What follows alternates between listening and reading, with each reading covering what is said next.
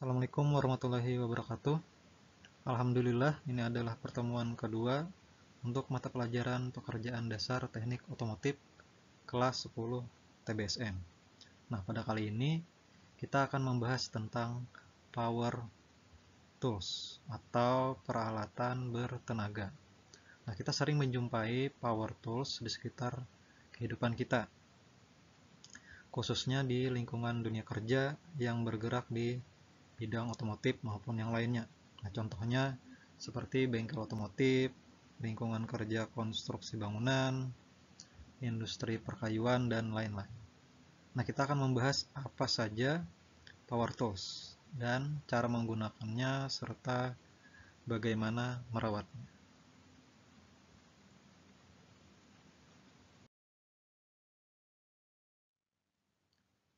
Apa itu power tools? Yaitu adalah alat yang sering digunakan untuk mengerjakan benda kerja, baik melubangi maupun meratakan permukaan benda kerja tersebut. Nah, jadi pengerjaan benda kerja dengan menggunakan power tools akan lebih efisien dibandingkan dengan menggunakan alat manual, sebab pengguna tidak perlu mengeluarkan banyak tenaga. Cukup hanya memposisikan alat dan memegangnya secara benar, sehingga mempermudah dan mempercepat dalam suatu pekerjaan.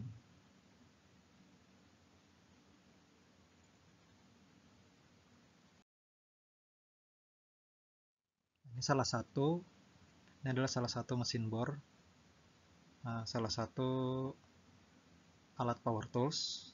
Nah, di mana mesin bor adalah salah satu jenis power tools.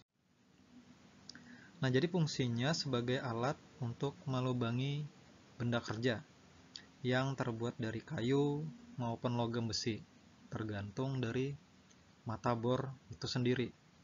Nah, mesin bor terbagi menjadi dua tipe. Ada yang model mesin bor meja dan ada pula mesin bor yang bor tangan. Nah, kedua mesin ini menggunakan tenaga listrik, dan di era modern seperti sekarang ini, mesin bor tangan tidak lagi menggunakan kabel, melainkan sudah menggunakan baterai sebagai suplai tenaga listriknya, sehingga bisa di-charge jika suatu saat ingin digunakan. Sedangkan pada mesin bor meja, cara penggunaannya yaitu di mana benda kerja diletakkan di atas penopang. Kemudian, nyalakan mesin bor dan putar tuas. Putar tuas secara perlahan, sehingga mata bor mulai turun dan melubangi benda kerja. Nah, sedangkan bor tangan, penggunaannya sangat mudah. Cukup dipegang dan disesuaikan posisinya pada bagian yang akan dilubangi. Namun harus hati-hati dan tangan harus kokoh agar tidak meleset.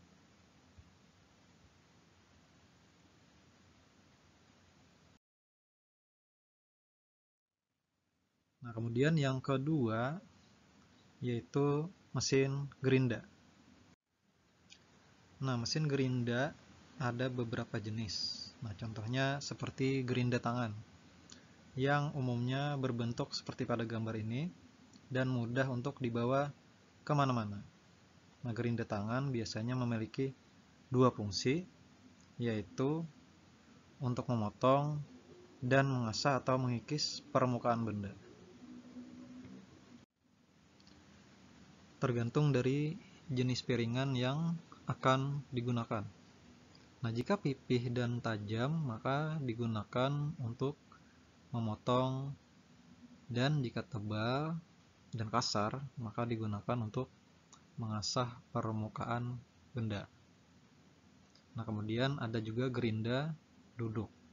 Nah, umumnya digunakan untuk mengasah atau mengikis permukaan benda, dan juga alat ini dipasang pada meja kerja secara semi permanen menggunakan baut. Dan benda kerja yang akan diasah diletakkan di permukaan roda yang berputar.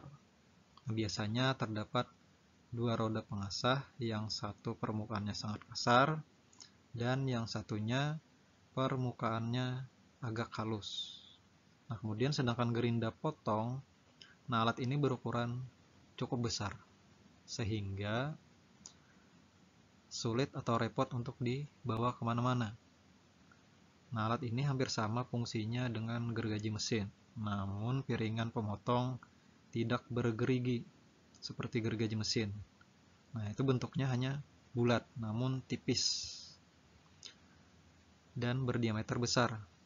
Nah, jadi piringan dibuat tidak bergerigi agar ketika proses pemotongan menghasilkan potongan yang rapi dan halus. Misalnya, seperti memotong pipa dan plat besi.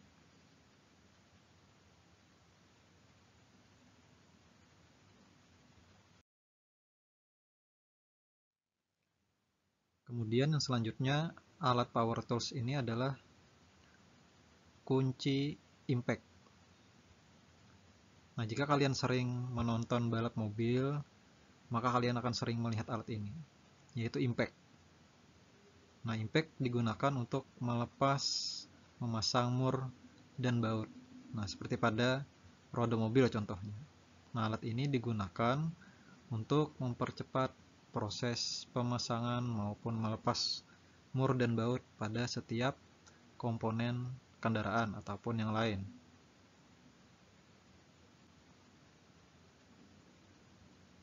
Nah, pada bagian ujung ini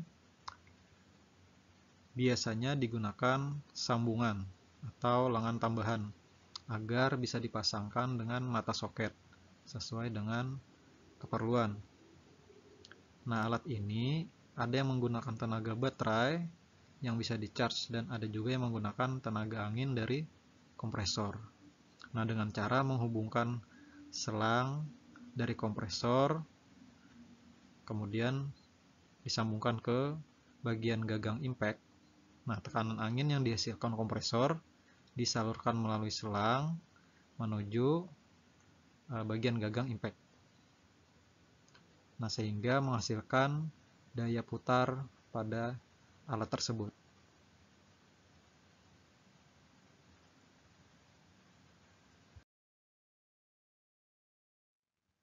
Kemudian yang selanjutnya alat power tools yaitu obeng pneumatik. Nah, obeng pneumatik hampir sama fungsinya dengan impact, namun hanya terbatas untuk memutar baut sekrup. Nah, obeng pneumatik biasanya digunakan untuk membuka baut sekrup yang sulit dilepas, sehingga dengan tenaga putar yang lebih besar dan cepat, maka akan mengurangi resiko kerusakan pada permukaan sekrup. Nah, umumnya alat ini juga dioperasikan dengan memanfaatkan tenaga angin dari kompresor. Namun seiring perkembangan zaman, alat ini juga sudah ada yang menggunakan baterai sehingga mudah dibawa kemana-mana.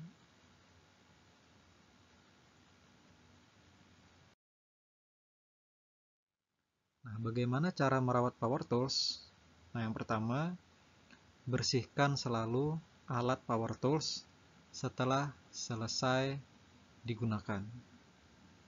Nah, kemudian yang kedua, gunakan alat sesuai dengan fungsinya dan kemampuannya. Jangan melebihi kapasitas dari kemampuan alat itu sendiri, karena bisa saja akan merusak komponen alat tersebut.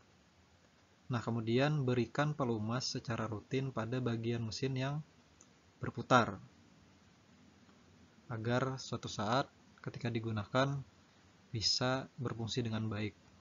Karena bisa saja karena ada kotoran-kotoran yang menempel, membuat alat menjadi macet atau sulit bergerak.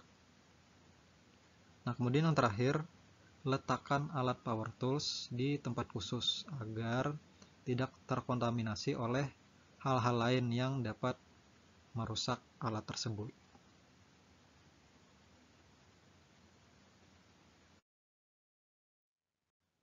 Terima kasih sudah meluangkan waktunya untuk menyaksikan video pembelajaran ini. Mohon maaf atas segala kekurangan. Terima kasih. Sampai jumpa lagi. Wassalamualaikum warahmatullahi wabarakatuh.